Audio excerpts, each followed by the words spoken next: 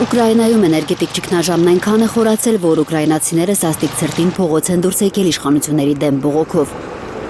Կիևը էներգետիկ ենթակառուցվածքները չթիրախավորելու մեկ շաբաթյա հրադադար է խնդրել Մոսկվայից Վաշինգտոնի միջնորդությամբ։ Կրեմլը չի մերժել Սպիտակ տան ղեկավարի խնդրանքը։ Մենք խնդրեցինք նախագահ Պուտինին մեկ շաբաթով դադարեցնել կրակոցները։ Նա համաձայնեց։ Մենք դա շատ ենք գնահատում։ Ուկրաինայում առանց այդ էլ շատ ցուրտ էր, հիմա առավել ևս։ Действительно, президент Трамп обратился с личной просьбой. Նախագահ Թրամփն անձամբ խնդրել է նախագահ Պուտինին մեկ շաբաթ մինչև փետրվարի 1-ը ձեռնպա մնալ Կիևի վրա հարձակումից բանակցությունների համար բարենպաստ պայմաններ ստեղծելու համար։ Благоприятных условий для проведения переговоров. Ուկրաինայի նախագահ Վլադիմիր Զելենսկին հույս է հայտնել, որ Ռուսաստանը կպահպանի պայմանավորվածությունը։ Նա աշտոնակալություն է հայտնել Միացյալ Նահանգներին եւ հայտարարել, որ բաց չի թողնի խաղաղության հասնելու ոչ մի հնարավորություն։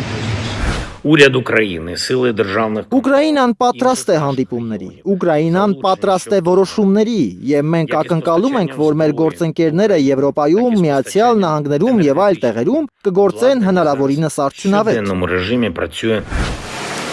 Կիևը հաստատ պատրաստ է վերջնական որոշումների տարածքային հարցում, դեռ պարզ չէ։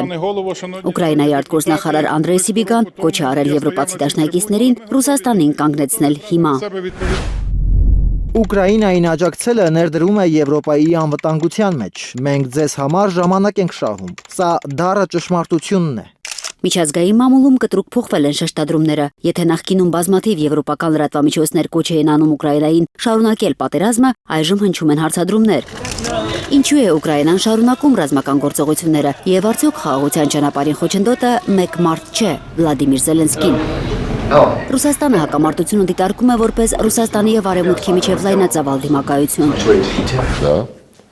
Украина это пешка, это инструмент, который Այո, Ուկրաինան խաղաքար է, գործիք, որն Արևմուտքն օգտագործել է Ռուսաստանի Դաշնության սահմանների մոտ ամրանալու համար։ плацдарма прямо на границах. Մեր անվտանգությանը ուղղակի սպառնալիքներ ստեղծելու նպատակով։ Мы угрозы нашей безопасности.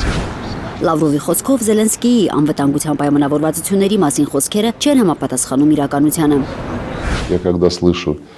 что вот Зеленский заявил, Երբ լսում եմ Զելենսկիի ասածը, մեր անվտանգության համաձայնագիրը Միացյալ Նահանգների հետ 100%-ով պատրաստ է, մենք չենք զիջի մեր հողի ոչ մի թիզը, մենք նաև պետք է որոշենք, թե ինչպես վերադարձնել Զապորոժիեի ատոմակայանը, ես պարզապես տարօրինակ զգացողություն եմ ունենում։ Просто возникает такое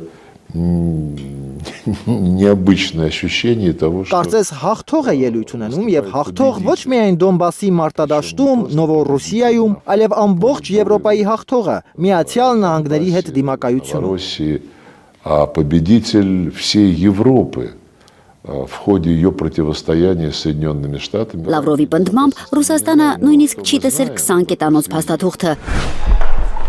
Նրա խոսքով Ուկրաինան ու եվրոպական երկրները փորձում են սեփական տեսլականը պարտադրել Վաշինգտոնին։ Միացյալ Նահանգները դեռ պատրաստ չէ ստորագրել Ուկրաինայի անվտանգության երաշխիքների մասին համաձայնագիր։ Պատճառը տարածքային հարցն է, որը ըստ Washington Post-ի աղբյուրի կարող է լուծվել միայն Պուտինի եւ Զելենսկիի ուղիղ բանակցությունների միջոցով։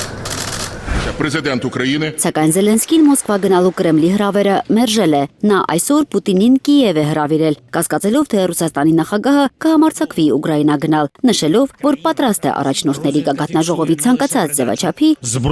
բայց ոչ Մոսկվայում կամ Բելարուսում։ Ծովինար Բարխուդարյան, Անի Ղանդիլյան, Հայլուր։ Հայաստանում եւ աշխարհում տեղի ունեցող իրադարձությունների մասին առաջինը իմանալու համար բաժանորդագրվեք մեր ալիքին, սեղմեք զանգակը, որ բաց չթողնեք ամենակարևորը, ամենահրատապն ու հետաքրքիրը։